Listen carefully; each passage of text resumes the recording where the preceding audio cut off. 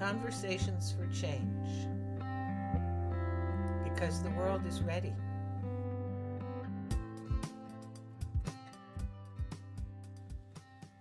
The trouble with tilting at windmills. This week I really want to talk about this whole topic of pushing against. The topic of looking out into the world rather than into ourselves as the place where all of reality creation is happening for us individually. We are stepping into a new moon today, and it's a new season that is full of shifts and choice points. And I think one of the things that I've been contemplating is that while we're here in this physical realm, we often forget or simply take for granted that we are in the physical. We don't make the connection between how we perceive and focus our inner attention and how our world evolves. We're so easily led to look outside of ourselves. When we get so caught up in the physical, we forget that looking outside of ourselves only shows us what's going on within us, because the world really is our mirror. But that is a concept that is only just beginning to be considered at a larger scale in the world we live in. It is the perspective that we need in order to understand, however, the trouble with tilting at windmills. Tilting at windmills is the act of moving outward, aiming our attention at something outside of ourselves which we find to be problematic.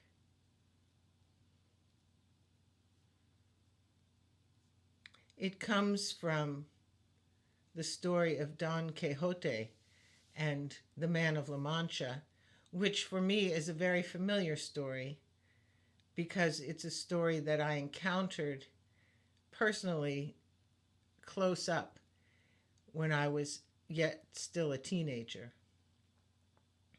The idea that tilting at windmills is a problem,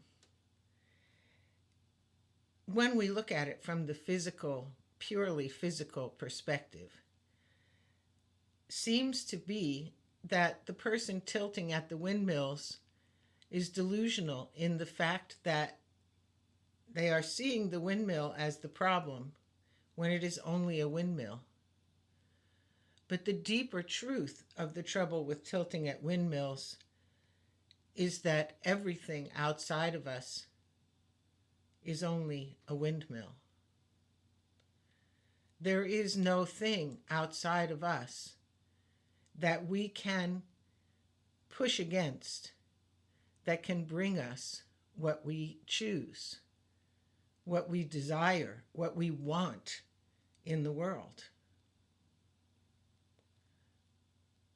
For me, this whole topic has arisen because of the extreme attention being given to this movement of no more kings, and to the making of icons and heroes and heroines of those who are pushing against the idea of the king or the controller.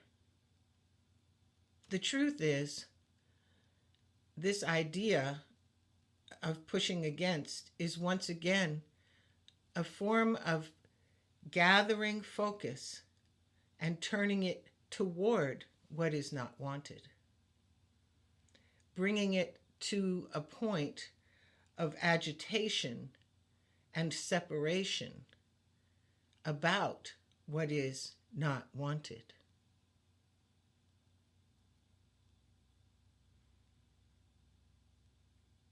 And this choice point that we are in this month, in this time, in a larger scale, is the choice between pushing against and separation and embracing and alchemizing into that which is wanted. It is the choice between believing that the physical world is all there is, and that we are bound and enslaved by the rules of the physical, or the choice to remember that we choose that which is created in our lives. In an interesting way, for me, this whole story frames my life. I have grown up in a world full of pushing against. At least in some of that pushing against, there was a call for what was wanted. In my earliest years, my parents were deeply involved in the civil rights movement, and this was a call for something, for equal rights for all people, which we still have yet to achieve on this planet. However, at least it's focused in the direction of what we want, what we're calling for, as opposed to what we are pushing against. Because anytime we're pushing against, we're giving our energy directly to that which is not wanted. And as someone who's spent a lifetime engaged in such activities, I have to say, I can very clearly observe in my own life path and in my own life experience how that works. The net result of pushing against what we do not want is that we get more of it.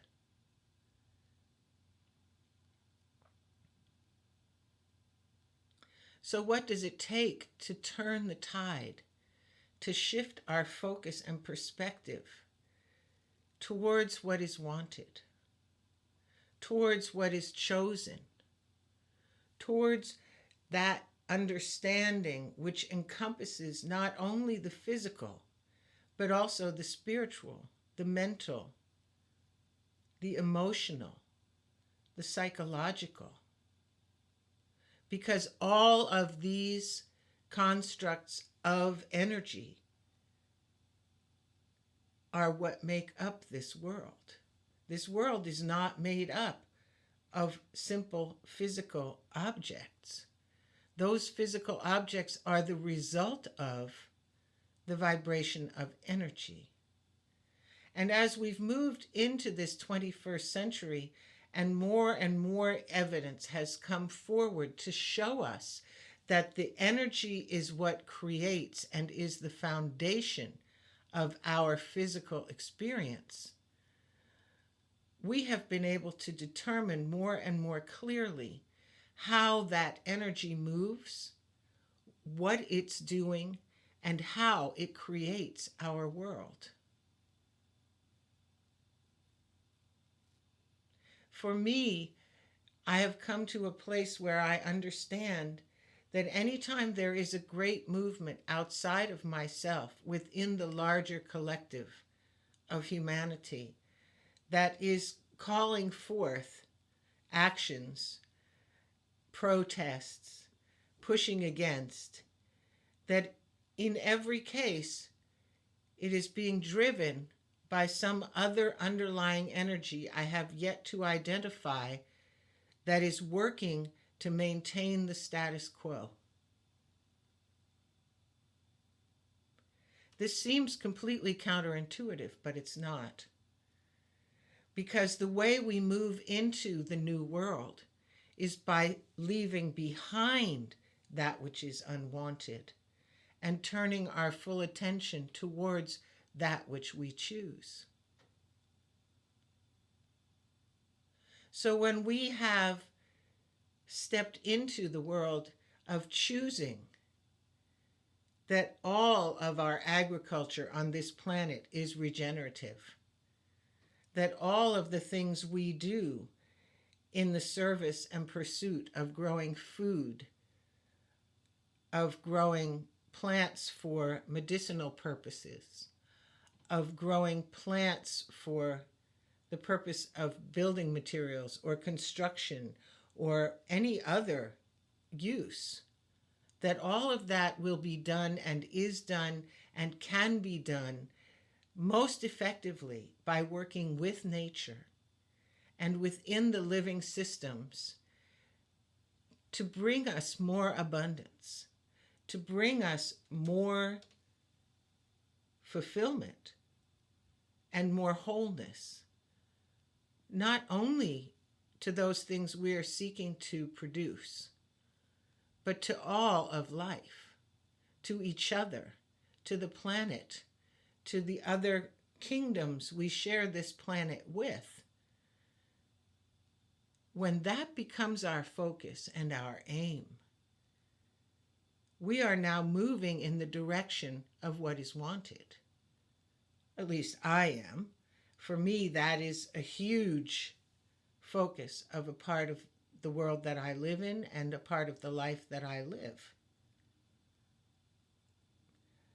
What it means in my day-to-day experience is that my time and energy are actually engaged in building regenerative systems on the land that I steward, in the communities that I operate within, and in the relationships where I interact and engage with others. I'm looking for ways to encourage, to bring forth the best, and to, in all ways, uphold life.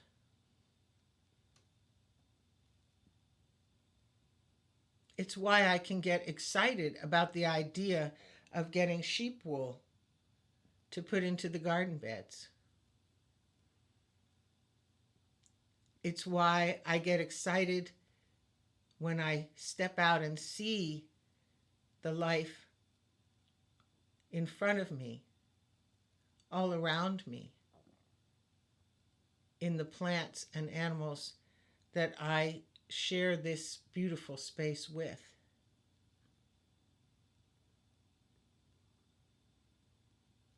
But I didn't get here in one quick move.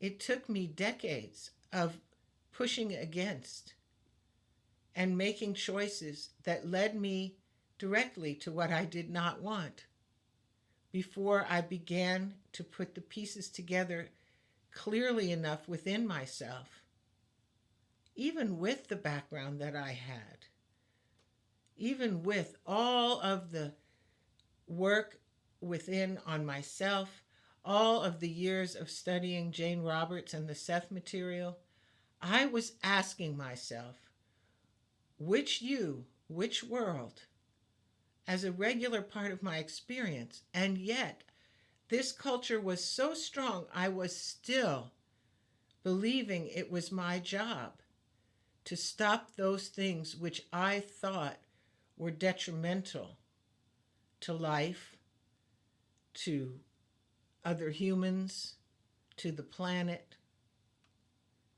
There was a long list. And it's only been in the last 15 years or so that I have finally released that grip of terror on those things which I was sure would be our undoing.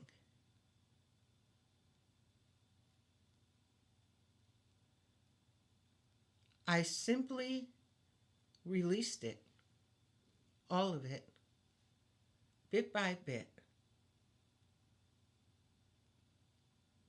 It doesn't mean that occasionally something won't get my attention. What it does mean is that it can't hold it. That when it does get my attention, it causes me to shift my focus, to see what is in front of me, and to choose for it to be healed, rather than to rise in a place of anger and fight against it. Sometimes the old anger will rise, in which case I know it's my job to release it. But most of the time, it doesn't even rise anymore. Because I know so clearly and so deeply within myself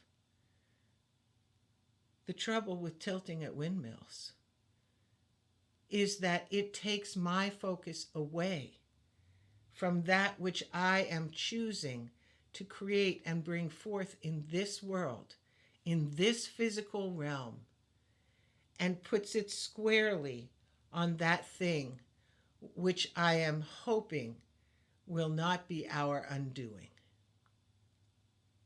And the more I do that, the more I feed all of those things which give rise to doubt and fear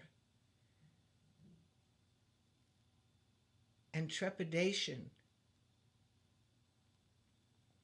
and the sense that there is something outside of myself that is in control of my experience. And I know better. And the more I walk down the road of choosing, of keeping my focus clear, and of aligning myself to the choices that I know within my heart are the highest and best for me and for all living things, the more they show up in my experience. Listening to Rosie Finn's forecast for this new moon and the month ahead, I couldn't help but be struck by her statement that we are moving through a difficult shift. For those who are caught in fear and separation, it is difficult and it will be difficult. But for those who have moved to magic and alchemy and the understanding of the power we have within us to bring forth that which we desire to see, it will be a magical time. I invite us all to choose for ourselves that magical time, that well-being that rises up because it is foundational from within us, that knows our divine connection as all that is, being here, being human.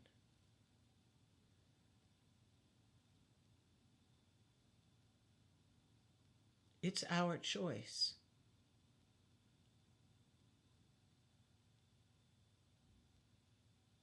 And our choice right now makes all the difference.